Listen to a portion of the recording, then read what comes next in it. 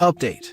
I'm feeling a lot of anger about this child of my wife's affair that I've been talked into being a father figure for. Original post.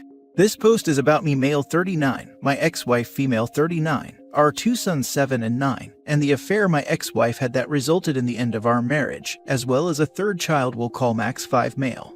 I've been thinking about posting something like this for a few days. I have to admit that reading a recent similar post is the thing that's pushed me to sit down and try to type this out. I think that what I want to talk about is parenting stuff, but I'm going to start by talking about the affair and dissolution of our relationship. My wife confessed to the affair about a week after telling me she was pregnant. So, a week I'd spent excited about what I thought was going to be my child. Turns out, no. It was an emotionally pretty traumatic time. I might have been able to work through the infidelity, but made the ultimatum that she had to end the pregnancy. She was philosophically opposed to abortion, and I knew this. She stuck to her morals in that particular instance, and so I initiated a divorce. She has since married her affair partner. Regarding custody of our sons, there was a period of more conflict and resistance. I took the boys in the initial period of Max's infancy, and in the initial highly emotionally injured state I was in, I sought full permanent custody. But I wasn't likely to be successful, and I was eventually persuaded that despite the breakdown of my relationship with her, that it's in my sons' best interests to have their mother in their lives. Today, to the amazement of everyone else in my life, my ex and I remain cooperating partners in the parenthood of our children. For the last 2 years, we've shared week-to-week custody of our two sons. This upcoming school year, Max is going to be old enough to attend the same school, and about a month ago, I got sat down by my ex, her partner, and all 3 boys, and said they all want Max to travel back and forth with the boys each week, and effectively live with me 50% of the time. Seriously. There are some arguments for it, admittedly. The 3 boys are friends and brothers as much as I resent it, so splitting them up regularly does seem like a weird sibling dynamic that could have poor consequences. I'm angry with my ex for broaching the topic with the boys before me, but it's also an entirely reasonable thing for the boys to have an opinion on. I agreed, because what was I supposed to say? No. Why not? I can't say, because I hate that Max exists. So I said okay. I do hate him. I know he doesn't deserve to be hated. I know he's no more responsible for the circumstances of his conception than any of us, but knowing that doesn't seem to matter. He's a walking, talking reminder of all the worst emotions that I've ever felt. I'm coming to end of his 2nd week staying with us, and the boys, we have moved him into my home and made space for him. I hate the sound of his voice. If he needs help in the kitchen, I am immediately annoyed with no good reason. I'm constantly angered by his limitations that are entirely in line with being a 5-year-old, things I would never get angry with my sons over. I'm short-tempered and just energized with this useless visceral anger. I feel like the last years of my life have been a carousel of humiliations and degradations. The only way I've been able to keep everything together is constantly repeating to myself that pragmatic argument that no matter how authentic my grievances are, and no matter how justified I am in my anger, it doesn't help me or my sons for me to devolve into an embittered rage hermit. Just hold my tongue, breath deep, and force myself to do the thing that will actually help. So I remain in regular contact with their mother, and I talk to her politely on the topics that I have to. Since recognizing that I don't have the legal power to exclude him from my sons' lives, I have been cordial with Max's father. That I've been able to do these things has been the only thing about myself worth feeling good about. But maybe it's not worth feeling good about. Maybe I regret being civil. Because in Max's presence, that pragmatic argument is just not enough. It's like all the anger I've set aside through sheer force of will returns at once and possesses me while I have to talk to him. I thought I was doing the right thing, but if I had remained combative and negative, I never would have ended up in this position. What do I do? I'm constantly thinking I want to back out, to say no, I can't do this, I'm sorry. But how could I justify that? No one else in the situation will be happy with that. The boys certainly don't understand why there would be a reason for them to be treated differently based on their parentage. My oldest has told me so explicitly, in a moment that made me feel both proud of him and ashamed of my own anger. Their mother and her partner would be upset. Part of me doesn't care and bitterly assumes they're just trying to get some free time for themselves out of this, but I'm trying not to dwell on that. My ex makes good arguments that this is in the best interests of all of the children, but part of me just remembers how long she lied to me and how totally I trusted her in that time. It seems like the only thing to do is the same thing I've ever done, suck it up and get over myself and my anger. But if I do that, then I have to actually do that. Even if I'm being a responsible babysitter for Max right now, he deserves to live in a home where he is loved, not merely tolerated. Can I do that? Maybe I can't do that. I'm scared of a path forward where I can't work up the nerve to back out of this arrangement and consign myself to getting over it. And then I actually don't get over it, but rather dwell ever angrier with how my life has turned out and take it out on the undeserving around me. Now for the top advice before reading the update. Are they paying you for babysitting every other week so they can mess all around the child-free house? You have a responsibility to provide for your children, but Max is theirs, and it's supremely messed up for them to do this to you. They are both preying on your weakness to capitalize on free childcare. I can guarantee you that spending 50% of his time with a person who hates him will do worse to Max than having to stay home with his parents while his brothers stay with their father. Yes, the arrangement includes them regularly paying me a substantial and reasonable amount. We've been sharing most childcare expenses already. Your ex is asking too much of you.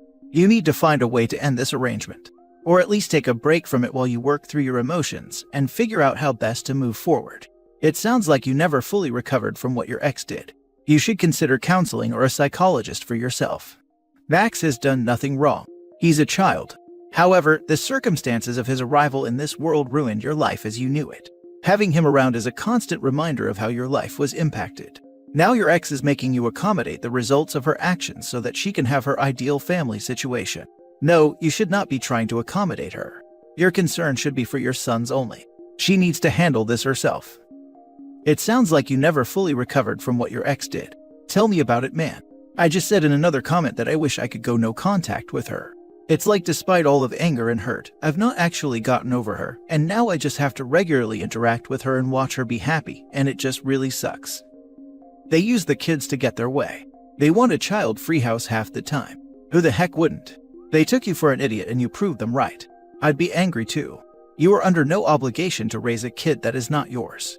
Your kids will understand and be okay. Tell your ex-wife to go screw herself and deal with this other kid that's not yours. Jesus, grow some balls, man. No disrespect, just telling you what you need to hear. You're a good dude. Too good for your own good. And now for the update. Hey everyone, it's been a few weeks since you heard from me. I guess I'm kind of in a spot to update now. So, my post got a lot of feedback, and it was pretty much unanimous. I heard from lots of people, parents and sons and daughters in blended families, people who'd been cheated on themselves, people who were Max in their own families, and you all told me what I should have been able to admit myself, that this was not normal, that no one had ever heard of an arrangement like this. So I resolved to end the arrangement, and met with my ex-wife and her partner to tell them a few days after I posted, midway through their custody week. Many people advised me to speak to my boys about it first like my ex did to me, but I wanted to deliver the message before having to take Max again. I was thinking that it might be better to instead call them out on that behavior and try to get them to agree not to include the boys in that level of discussion before me, and then we could all sit down with the boys. The meeting did not go well. They were both pretty mad at me. I had tried to prepare for it to be uncomfortable. I told myself just to be polite and firm, that I didn't owe them an explanation beyond "I'm sorry, it's not working out." I guess he had made some career move based on this schedule that I was messing up. In hindsight, I do feel sort of responsible for that frustration, in that I regret agreeing to this arrangement in the first place, but in the moment, I really was not giving a damn about this man's work-life balance. Then, he said something about how I wasn't being fair, that they just wanted a fair custody arrangement. That made me very mad. Thinking about this all to type it out has my heart hammering. I have some different opinions on fairness. I said some pretty crappy, regrettable things to both of them, and then we were all screaming at each other for a while, and then I stormed out and I didn't talk to the boys. I didn't get to talk to my boys for several days until handoff. They immediately were asking about why Max wasn't with them, and I prepared for it, held a more serious talk with them than I had up to this point. I talked about how it's great that they enjoy spending time with Max, but that I'm their father, and that Max has his own father to spend time with. I also talked about how this whole spectacle of our lives is difficult for me, that I don't like having to spend only every other week with them, that their mother's decision to start another family with Max's father and Max still makes me sad. This is pretty awfully difficult stuff to talk about. I've been pretty strict with myself about not venting to my sons about their mother up until now, but effectively that's meant I haven't really talked about her or our breakup at all. If you can't say anything nice, as they say. Trying to maintain that respect for their mother and also talk frankly about my own feelings is a difficult tightrope balance. I don't want to blame their mother, but I also don't want to not blame their mother, if you know what I mean. This would be one of the situations I identify as unfair, where the responsible thing is to never say anything disparaging or poisonous to my sons about their mother, my ex. But that means I have to describe the current state of affairs and what has happened to get here in a way that isn't disparaging to their mother and act like this is normal. She decided. I think I actually did a good job navigating the conversation. My sons absorbed it easier than I expected. A few weeks later, and things with them are basically normal. I have had a few short conversations with my ex since our big embarrassing blow up. I sort of feel like I want her to apologize for this whole thing, but also know that I'm not doing myself any favors waiting for that to happen. I think she remains upset with me, more for the things I said than the rejection of this arrangement with Max. Or maybe that's just projection, because that's what I feel guilty for. I also regret that the last time I spoke to Max was dropping him off before ending the arrangement. I don't know, I guess his mom has explained to him that she missed him too much to have him gone each week, but I don't know how sturdy that story will be. Rereading my last post has me feeling pretty shameful of how I talked about Max. I know he doesn't deserve my sustained ire, and that he's not going anywhere, so I'll have to be able to adjust to his presence. I'm obviously holding on to a lot of anger that is really about my ex-wife, but she isn't obligated to give a damn about that, and I am obligated to interact with her politely. So I guess that anger just got set aside and then vented onto Max, just because he was there in my face, but that was my own fault. So I sort of expect things will pretty much return to normal from here. Contact with my ex is curt right now, but that'll loosen up. Thanks to almost everyone who commented or reached out to me. OP's ex and her husband are shameless. It's not OP's problem that this supposedly messes up the affair partner's new work situation, though I question that assertion. They're already paying OP, so why can't they pay someone else? I think they just really liked having a child-free week every other week, but boo-hoo. Not OP's problem. Maybe affair partner can just explain to his boss that his wife's ex-husband changed his mind about raising the affair baby that broke up his marriage, and now affair partner can't fulfill that new role anymore. I'm sure that will go over just fine. Honestly, this guy did the best he could. Having his ex's affair baby around him would have just led to suffering. The unbelievable gall of those people to even ask that of her ex and to put Max into that situation. Just shocking. It sounds like OP has a history of not standing up for himself, and we know how the worst offenders get when their whipping boy or girl learns how to say no. Just picture the audacity of the ex and her new husband, getting angry that OP won't do their bidding. What a pair of idiots. And the worst part is that, even though OP finally put his foot down in this scenario, he feels guilty for having very normal and reasonable boundaries. He's feeling guilty that he messed up the affair partner's work schedule. Gee, I'll bet that guy doesn't feel an ounce of regret at breaking up OP's marriage. I hope OP finds therapy, because I really think he needs help working through his emotions and figuring out why he doesn't feel like his instincts or boundaries matter. Last story. I, 28 male, am caught between my wife, 33 female, and mom, 42 female, on grandchild access. My wife and I have been married for 2 years and are expecting our first child in August. Mom's age is not a typo. She had a very difficult childhood and had me when she was 14. My wife and mom have always had a polite, but somewhat distant relationship since they were introduced. Although I wish they had a warmer relationship, I understand that not all in-laws become close and didn't want to force anything, especially as we live about 1,000 miles from mom and I am still able to have my own relationship with her. I assume that the main issue is that my wife and mom are fairly close in age, which made things a bit awkward. My wife had previously just said that they didn't click or that she felt awkward around my mom. Despite having me so young, my mom has been a wonderful parent. I know that my origins are unfortunately the result of a violation from an older person, but that when she was pregnant, a friend's parents took us in, which allowed her to finish high school and then attend college. Once she finished college, she was able to get a good job as a financial analyst, and we moved to our own place, and then she was just like any other mom if a bit younger. Our home was always warm and loving. I provide this as background info to confirm that my mom did not engage in any toxic or hurtful behavior. The one issue my mom had was that, because she was focused on trying to figure out how to support and raise me, she did not really deal with the effects of the ordeal she suffered. She did not use substances, but did develop a food addiction and became super morbidly obese, about close to 500 pounds by the time she was in her mid-30s.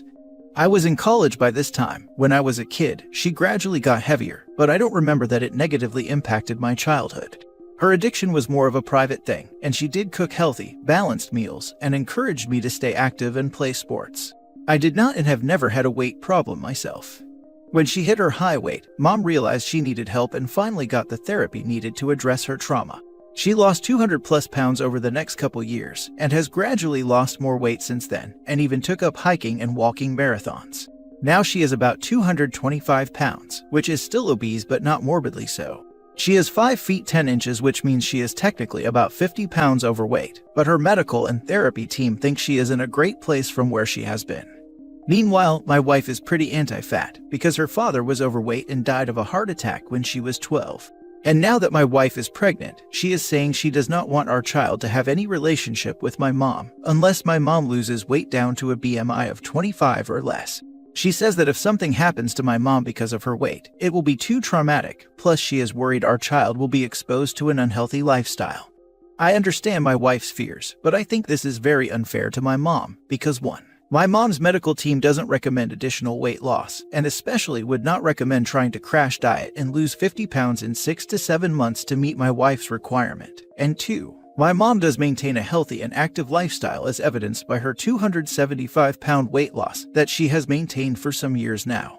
My wife isn't budging though, and I don't want to put stress on her and argue with her while she is pregnant as she is having a horrible time with morning sickness. But I know my mom will be heartbroken if she doesn't get to have a relationship with her grandchild. How should I sort this out? Now for the advice. Your wife needs therapy. Banning a relationship with your mom until she's at what your wife considers the correct BMI is just crazy. Yeah, your wife is going to give your kid really unhealthy food issues. Not just for the sake of your mom, but also for the sake of your kid. Your wife's issues need to be addressed. I would agree with this. In my amateur opinion, I would say that the pregnancy has brought back her own unresolved trauma about losing her dad so young, and she is projecting that onto my mom. However, it's an unfair comparison as the situations aren't the same, as my mom has taken steps to address her weight and is working with medical and mental health professionals to do so. Plus, from what my wife has said, her dad was also a 3-pack-a-day smoker, which likely contributed to the heart attack more than weight itself.